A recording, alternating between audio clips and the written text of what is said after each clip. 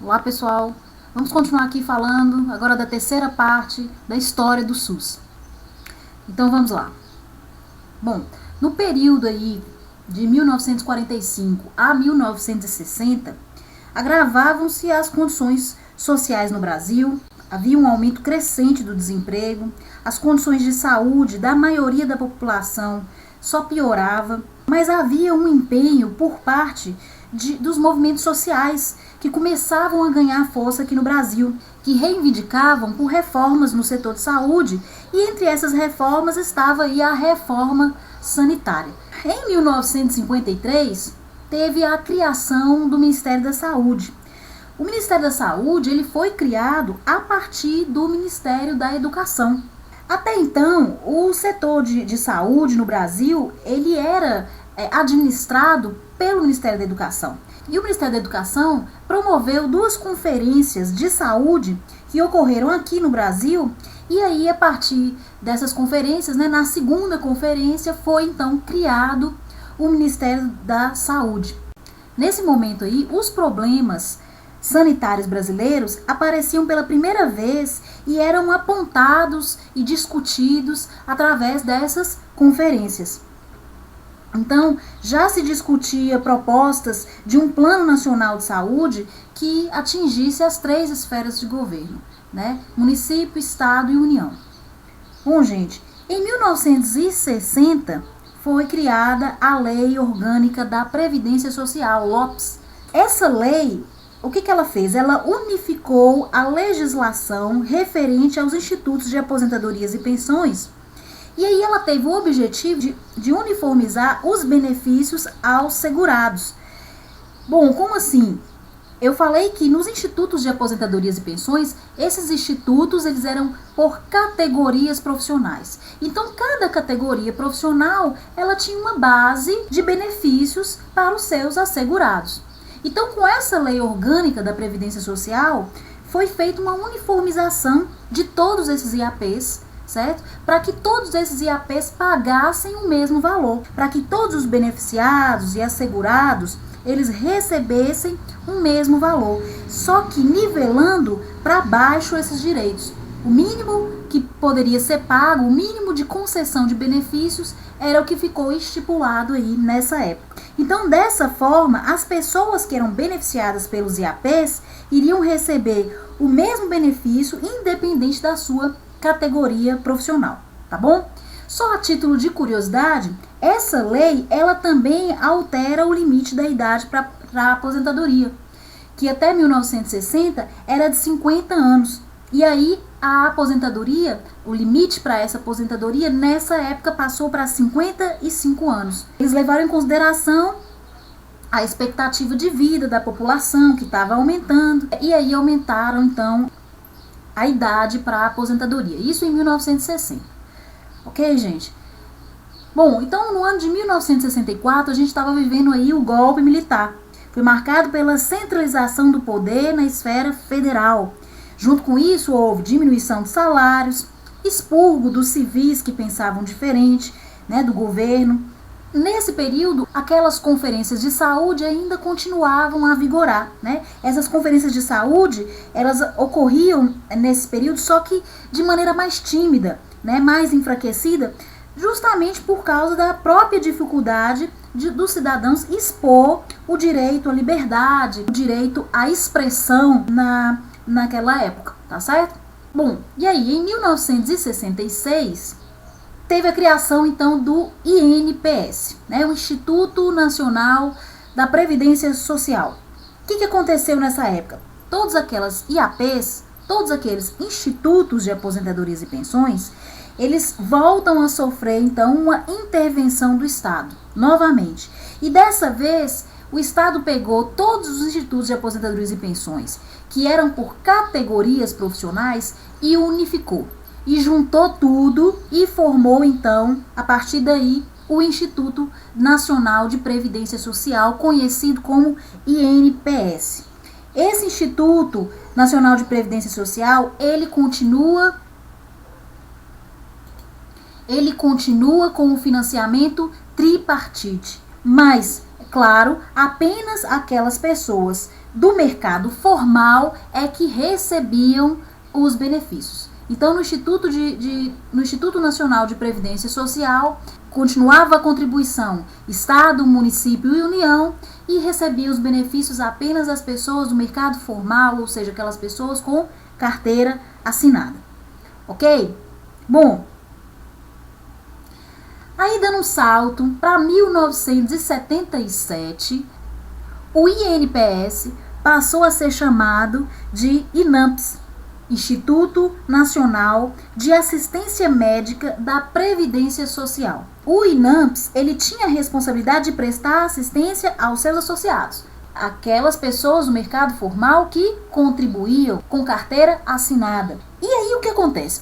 Esses INAMPS, assim como eu já havia falado, com as caixas de aposentadorias e pensões, com os institutos de aposentadorias e pensões, com o INPS, era uma fonte de riqueza. Eles tinham muito dinheiro porque eles arrecadavam investimentos da grande maioria da população do mercado formal. Então eles tinham muito dinheiro. Esse crescimento financeiro do INAMPS justificou então na construção de grandes unidades de atendimento ambulatorial, hospitalar e também na contratação de serviços privados nos grandes centros urbanos, que era, é claro, onde estava a maioria da população.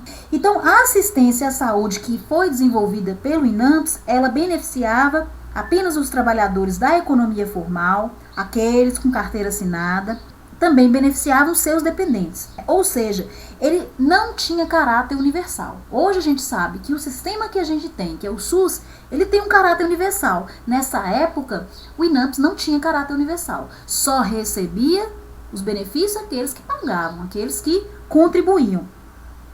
Mas ele passava por um processo de mudança, né? Desde as caixas de aposentadorias e pensões, institutos de aposentadorias e pensões, INPS e INAMPS, né? Ou seja, a história da trajetória para o caminho do SUS, ela estava sendo traçada aí e passou aí pela instituição do INAMPS, ok? Quanto mais desenvolvida a economia do estado, né, daquela região, das cidades, das metrópoles, maior a presença das relações formais de trabalho, maior era o número dos beneficiados ali, né, que ficavam naquela região, e, consequentemente, maior era a necessidade de recursos para garantir a assistência da população. Então, a gente percebe aí que, aos poucos, a saúde ela começa a estar muito ligada a um mercado financeiro, a um grande giro de capital que ocorriam nessas cidades. Então o INAMPS, ele aplicava os seus recursos mais naquelas regiões mais populosas, ou seja, na região sul, sudeste, nas regiões mais ricas, nas regiões onde tinham mais trabalhadores, onde tinham mais contribuintes. Nessa época, como é que estava a situação de saúde, né, a assistência de saúde dos brasileiros? Era dividida em 3 categorias. Os que podiam pagar pelo serviço, que eram aquelas pessoas que não precisavam pagar o INAMPS, pagar o INPS, né? Eram aquelas pessoas que tinham dinheiro, que tinham seus próprios médicos de família, né, que tinham assistência totalmente particular, certo? Aqueles que não precisavam de plano nenhum de saúde. Também aquelas pessoas que tinham direito à assistência prestada pelo INAMPS, ou seja, aquelas pessoas que contribuíam, que eram do mercado formal, que contribuíam com o INAMPS, então tinham direito à assistência à saúde, previdência e pensão. E aquelas pessoas que não tinham direito nenhum, porque não contribuíam ou não eram do mercado formal, e essas pessoas aí, elas não tinham assistência à saúde, elas não tinham direito à assistência à saúde. Então era essa a situação de saúde, era essa a assistência de saúde que era prestada no Brasil nessa época aí. Então nesse momento, a gente estava vivendo no auge de um modelo conhecido como modelo liberal privatista, também chamado de modelo médico assistencial privatista. Na verdade, gente, esse modelo médico assistencial privatista, ele já estava presente no Brasil. Ele surgiu aí no Brasil desde a década de 20, com o surgimento da assistência médica previdenciária.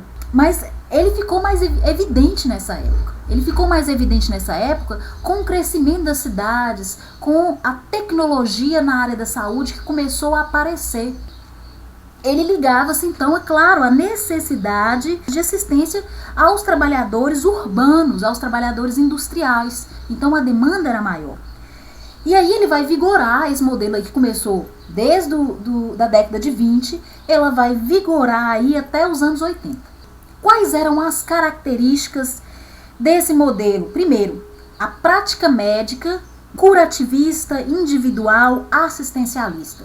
Avanços tecnológicos, compras de equipamentos de última geração, métodos diagnósticos super avançados, uma tecnologia inovadora na assistência à saúde, maior eficiência no diagnóstico e na terapêutica. Aí está marcado aí aquele modelo flexneriano, hospitalocêntrico, né? O lugar do doente era dentro do hospital, centrado na doença do paciente, sem conhecer o histórico de saúde daquele paciente, sem conhecer as causas por trás que levaram aquele paciente a adoecer. O usuário ele não era visto como um ser holístico. O crescimento do complexo médico-industrial e hospitalar voltado para a geração de lucro. Existia aí o tripé que sustentava esse modelo assistencial privativista, que era o Estado, o setor privado nacional e o setor privado internacional. O Estado ele era o financiador e o prestador de serviços à população. O setor privado ele era o prestador de serviços de assistência médica e o setor privado internacional era o produtor de insumos. Tá certo? Então, no modelo médico assistencial privativista, não se trabalhava com prevenção, ele estava ligado então a esse modelo curativista, privativista, centrado na doença e na especialidade médica, né? Tinham especialistas para tudo, né? Pro dedinho mindinho do pé esquerdo. Bom, pessoal, o que eu tinha para falar hoje era isso. Espero que tenham gostado do vídeo, espero que esteja ajudando vocês. Qualquer dúvida, deixa aí um comentário. Também inscreva-se no nosso canal para continuar recebendo as atualizações, ok? Um grande abraço a todos, até a próxima!